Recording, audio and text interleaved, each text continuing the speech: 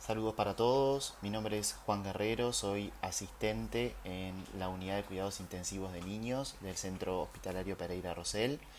La clase de hoy es de edema cerebral. Esta fue una clase que se preparó en el marco del semestre de neurointensivo que cursan nuestros posgrados en el hospital y que hoy estamos compartiendo para ustedes a través de EVA, de la Facultad de Medicina, y del canal de YouTube de USIN. Es una clase que tiene eh, básicamente conceptos patogénicos y fisiopatológicos vinculados al edema cerebral, eh, las implicancias en la clínica y en el tratamiento de esta entidad se van a abordar en diferentes clases durante este módulo y que también van a estar a disposición de ustedes. Los objetivos de la clase entonces van a ser comprender el rol del edema cerebral en la neuroinjuria, intentar llegar a una definición de edema cerebral y describir sus fases fisiológicas, establecer una clasificación según los mecanismos que presenta y al final brevemente diferenciar el edema cerebral del swelling, que para los pediatras es una entidad importante, siendo que se ve mayormente en niños. Bueno, esto es para recordar, esto va a estar en varias de las clases en este módulo. Nosotros, para hablar de edema cerebral, tenemos que recordar la fisiopatología de la neuroinjuria y tener presentes cuáles son las lesiones que se pueden presentar luego de una injuria a nivel del sistema nervioso central. Como ustedes ven acá, luego de una neuroinjuria se producen las lesiones primarias. Esas lesiones primarias eh, están constituidas al momento del ingreso y tienen que ver con este mecanismo lesional.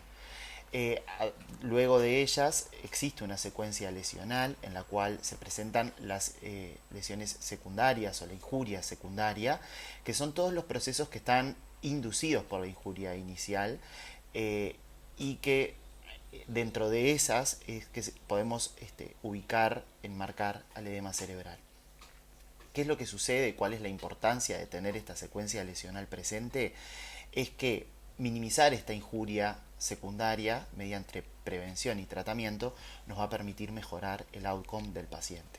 Por lo tanto, siempre hay que tener presente ante una injuria encefálica aguda cuáles son las lesiones primarias y a qué lesiones secundarias puede evolucionar ese paciente, tenerlas presentes, prevenirlas, tratarlas si ya están presentes cuando abordamos a ese paciente, todo esto para mejorar su pronóstico.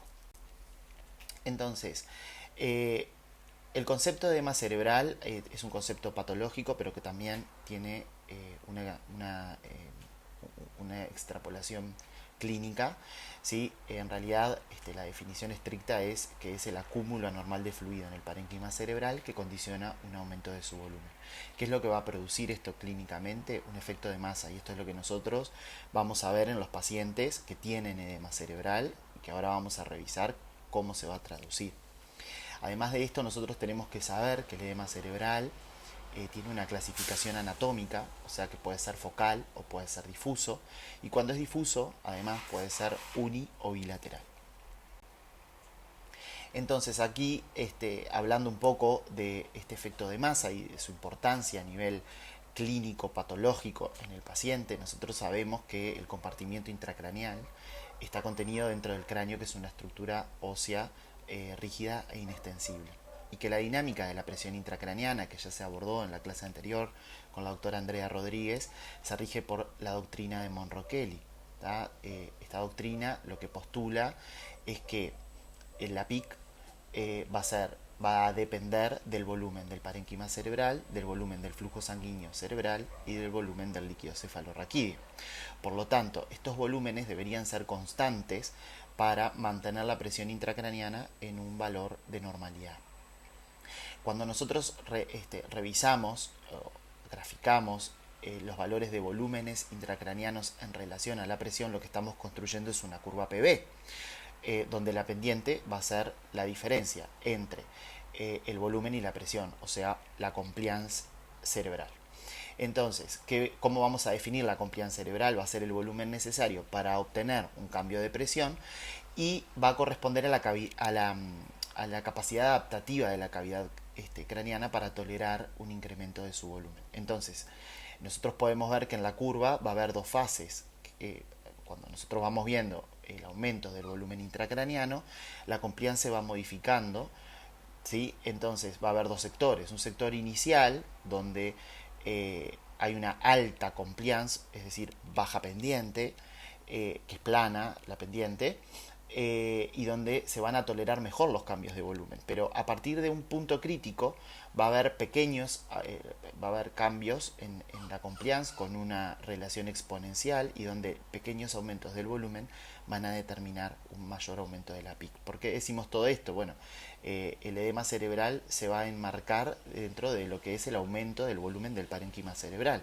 Inicialmente va a haber una compensación a través de la disminución del flujo sanguíneo cerebral y a través de la redistribución del líquido cefalorraquídeo, hasta que en determinado punto el edema, que acá está representado en rosado, va a ocupar la mayor parte de la cavidad intracraneana, no se va a poder compensar más el volumen intracraneal, se va a perder esta relación plana entre volumen y presión, o sea, esta mejor compliance, y vamos a pasar a un estado de menor compliance a nivel intracraneano, que va a determinar un aumento de la presión intracraneana patológico, por lo tanto una hipertensión intracraneana con todas las consecuencias que eso puede traer para el paciente. Entonces, para hablar de edema cerebral antes tenemos que hablar de barrera hematoencefálica. Estos son conceptos muy importantes porque como dice acá, la lesión de la barrera hematoencefálica y las alteraciones en su permeabilidad y función son claves en el desarrollo de las lesiones secundarias en general y dentro de ellas del edema cerebral. Y porque abordar este problema a nivel de la barrera hematoencefálica puede tener posibles implicancias terapéuticas al intentar mantener su integridad.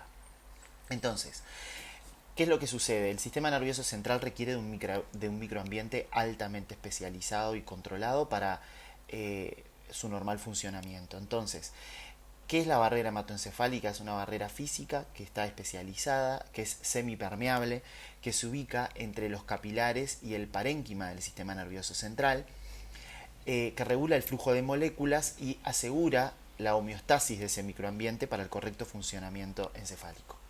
Entonces, como les decía, hay muchos trabajos desde hace muchos años que plantean un rol fundamental de la disrupción de la barrera hematoencefálica en la génesis del edema cerebral. Bueno, entonces lo primero que nosotros tenemos que conocer es la estructura de la barrera hematoencefálica. Esta estructura con el tiempo ha ido conociéndose con mayor profundidad y hoy por hoy sabemos que hay una interacción mediante señalización molecular de varias de las células y de estructuras que la componen, que generan lo que hoy se conoce como la unidad neurovascular. Entonces, cuando uno realiza un corte de la barrera hematoencefálica, lo que observa es el endotelio celular que está unido por las uniones estrechas, que vamos a hablar más adelante.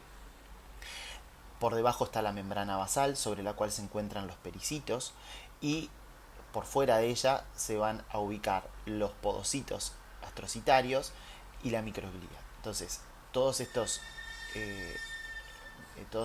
componentes interactuando entre sí es que van a asegurar la correcta permeabilidad de la barrera hematoencefálica y asegurar la correcta función. Y esto que hablábamos de mantener el microambiente cerebral en condiciones óptimas. Entonces, las células endoteliales, para enmarcarnos en la barrera hematoencefálica, son células endoteliales que son morfológica, estructural y funcionalmente distintivas a nivel del sistema nervioso central. No tienen las mismas características que las células endoteliales, por ejemplo, de la vasculatura que conocemos. Los pericitos, entonces, como decíamos, van a rodear y envolver a las células endoteliales y tienen un rol preponderante en la formación de la barrera hematoencefálica, en la regulación de la angiogénesis y del flujo sanguíneo cerebral. Y los astrocitos tienen que ver con la estructura y la función de la barrera también. Los podocitos de los astrocitarios recubren más del 99% de la superficie capilar de la barrera hematoencefálica, están en estrecho contacto con las células endoteliales y los pericitos con las cuales interactúan, y son en los podocitos astrocitarios es donde se ubican las acuaporina 4, que son moléculas que están muy vinculadas al desarrollo de edema cerebral, como vamos a ver más adelante. Entonces, como les decía, las células endoteliales están unidas entre sí por uniones estrechas, que es una red compleja de proteínas transmembrana y citosólicas que aseguran el sellado de la barrera, y que están formadas por una gran cantidad de proteínas, de las cuales cada vez se conocen más, pero de las cuales vamos a mencionar la ocludina, las claudinas, la ZO1, las YAMS, que son todas proteínas que, como ustedes pueden ver, se van ubicando entre una célula y otra, formando estas uniones estrechas. Entonces, estas uniones estrechas tienen también una regulación muy estricta para garantizar la integridad y la funcionalidad de la barrera hematoencefálica. ¿Y qué es lo que sucede en la injuria? Bueno, se postula que hay una alteración de la estructura y de la función de estas uniones y que eso es lo que produce la disrupción inicial de la barrera hematoencefálica. Entonces, la barrera hematoencefálica no es una barrera pasiva. Hoy por hoy sabemos que tiene funciones muy importantes y que es un complejo metabólico activo, que tiene bombas, que tiene transportadores, que tiene receptores y que es capaz de producir citoquinas, por ejemplo. Entonces, las cuatro funciones clásicas que se describen con respecto a la barrera hematoencefálica es, bueno, el aporte de nutrientes, oxígeno y glucosa, obviamente, que son los que más requieren las neuronas para su correcto funcionamiento, permite la salida de productos de desecho, limita el paso de macromoléculas, esto es muy importante para evitar la génesis del edema y es lo que está vinculado en la génesis del edema, y además es una barrera de protección que limita la entrada de muchas toxinas que puedan estar en el torrente sanguíneo. Entonces, ¿cómo se produce el transporte a través de la barrera hematoencefálica? Porque hay algunas moléculas que son necesarios que la crucen para asegurar este microambiente encefálico. Entonces, existe un transporte paracelular y transcelular. El transporte paracelular se da a través de las células endoteliales y de sus uniones estrechas, y está restringido a las pequeñas, a las moléculas más pequeñas, a solutos pequeños, que son menores de 800 daltons. Y el transporte transcelular es el que se reserva para las moléculas de mayor tamaño, por ejemplo la albúmina. Y esto se produce por endocitosis, que está mediada por caviolas. ¿Qué son las caviolas? Son estas estructuras que son invaginaciones de la membrana plasmática que se producen en la célula endotelial y que permiten, a través de estas invaginaciones, el paso a través de la barrera hematoencefálica. ¿Qué es lo que sucede entonces cuando hay una neuroinjuria a nivel de la barrera hematoencefálica? Bueno, hay muchos mecanismos que están propuestos. La interrupción de las proteínas de las uniones estrechas, como les decía anteriormente, entonces eso que va a determinar una mayor permeabilidad paracelular. Un aumento de las metaloproteinasas 9 de matriz, que esas son proteinasas que tienen mucho que ver con la lesión celular. Polimerización por estrés de fibras de actina del citoesqueleto, lo que va a generar que las células se separen. Activación de la microglía. La microglía tiene un rol preponderante en la inflamación, en la neuroinjuria, con producción de moléculas inflamatorias, las conocidas, la interleuquina 1 beta, el factor de necrosis tumoral alfa, producción de especies reactivas del oxígeno y aumento de receptores de adhesión en las células endoteliales, lo que va a producir una invasión leucocitaria. Entonces, si ustedes ven, esto en realidad lo que está relatando es una reacción inflamatoria a nivel del sistema nervioso central cuando se produce una disrupción de la barrera hematoencefálica. ¿Qué es lo que se describe? Bueno, se describe que inicialmente esto está vinculado a la isquemia. Ustedes tienen que saber que gran parte de los estudios de lo que es neuroinjuria y de lo que es la patogenia y los procesos fisiopatológicos en la neuroinjuria vienen derivados de los estudios de ACV en adultos. Entonces, para nosotros que la neuroinjuria más importante es el TEC, tenemos que extrapolar algunos conceptos. Entonces, esto en realidad, como ustedes ven acá, está hablando de reperfusión. Entonces, son conceptos tomados más de la isquemia, que igual, por supuesto, podemos extrapolar. Pero lo que se describe es que hay inicialmente, acá, como ustedes ven, hay una disrupción que es reversible en la barrera hematoencefálica. O sea que se podría recuperar la estructura y la función en las primeras 24 horas si uno abordara la patología que está determinando este problema.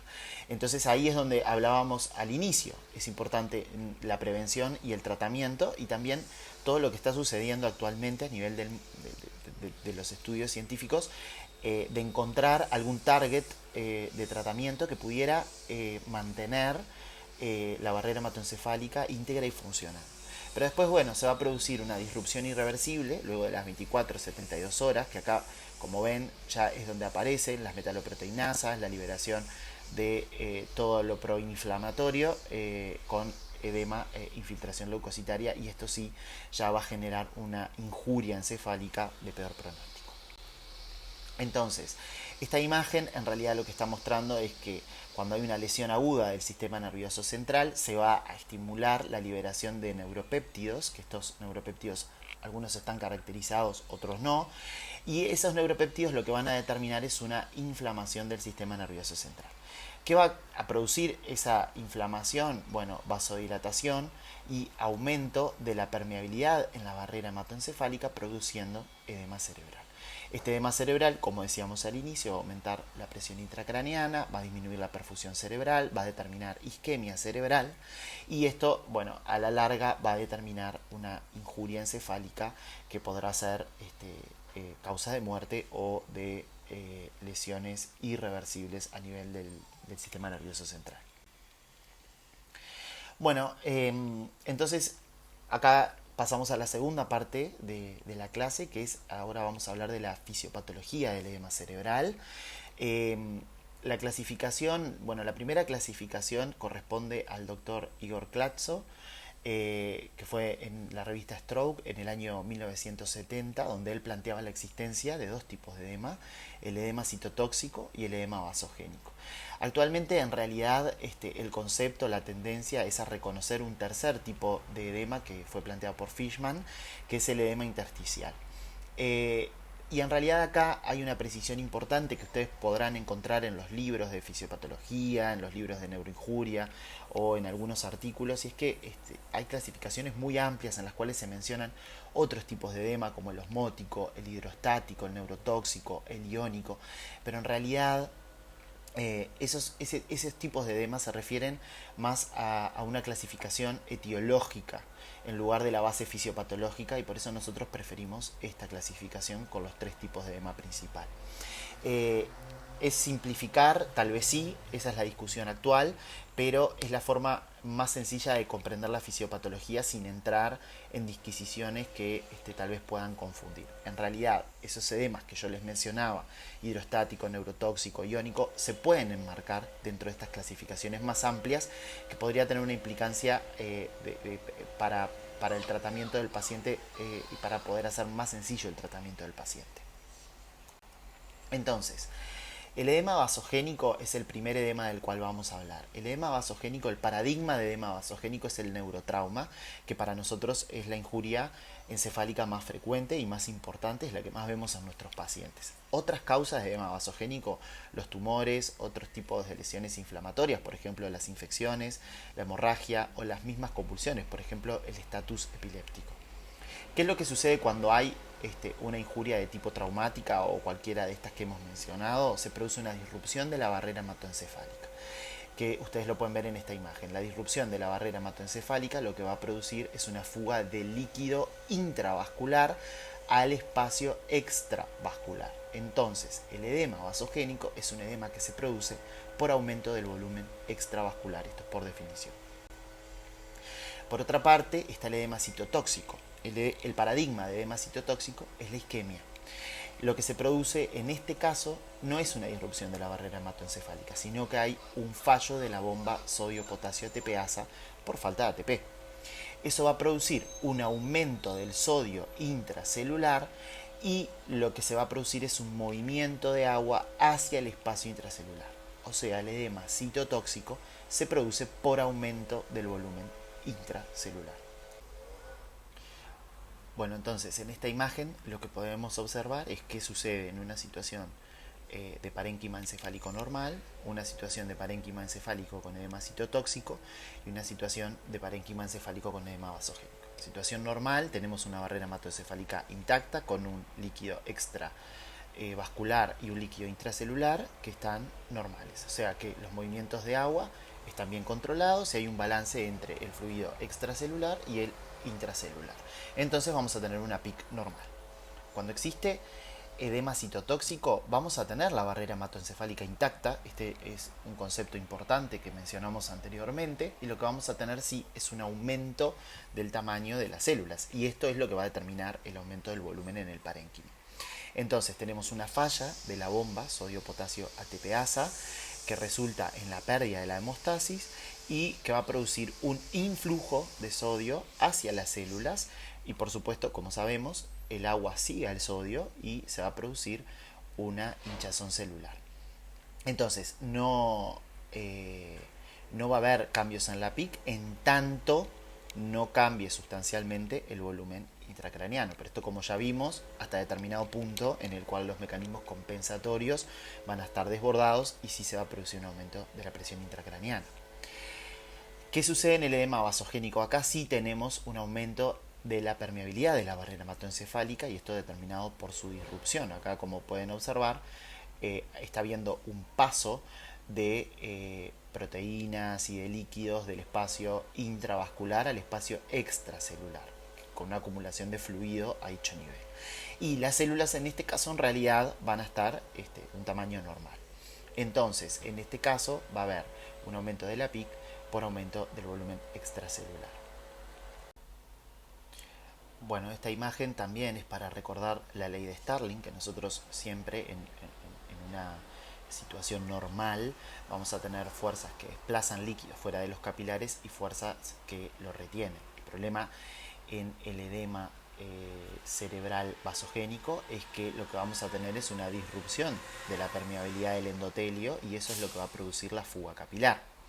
Entonces, esto es para recordar los compartimientos, como mencionamos muchas veces, el líquido intracelular y el líquido extracelular que está comprendido entre el líquido intravascular y el líquido intersticial. Entonces, cuando hay un acúmulo de líquido a nivel intracelular, tenemos edema citotóxico, y cuando tenemos un acúmulo de líquido en el intersticial, tenemos un edema vasogénico.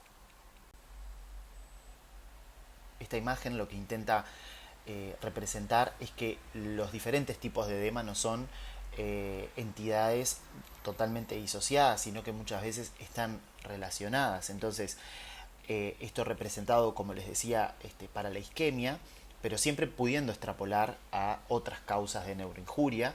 Si nosotros tenemos un descenso del flujo sanguíneo cerebral, se va a producir la disfunción de la bomba sodio-potasio ATPasa, lo que va a producir un incremento en el líquido intracelular y eso va a determinar edema citotóxico. Pero a su vez, la isquemia va a ir teniendo también efectos deletéreos a nivel de las estructuras que conforman la barrera hematoencefálica y van a determinar también el aumento de su permeabilidad. Entonces va a permitir el paso del líquido intravascular al líquido intersticial con la formación de edema vasogénico. Entonces, aquí los dos tipos de edema se van a potenciar y van a actuar en sinergia, ocasionando un mayor daño a nivel del sistema nervioso central, lo cual puede conducir a la muerte del paciente o empeorar su pronóstico. Entonces, no son entidades que uno pueda separar 100%, sino que muchas veces los tipos de edema se imbrincan y terminan jugando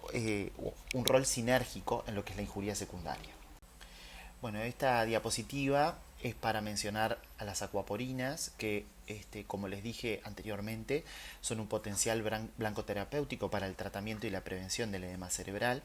Como dijimos, durante la neuroinjuria hay varios mediadores moleculares, entre los cuales se encuentran las acuaporinas, junto con las metaloproteinasas y los agentes vasoactivos producidos durante la neuroinflamación. Ustedes saben que las acuaporinas corresponden a una familia de proteínas de membrana que forman poros en las membranas celulares, atravesándolas y permitiendo el paso de agua a través de ellas. Las acuaporinas que más se expresan en el sistema nervioso central son la acuaporina 1, la acuaporina 4 y la acuaporina 9. Dentro de ellas, la acuaporina 4 es la que se expresa predominantemente en los podocitos astrocitarios, como dijimos anteriormente.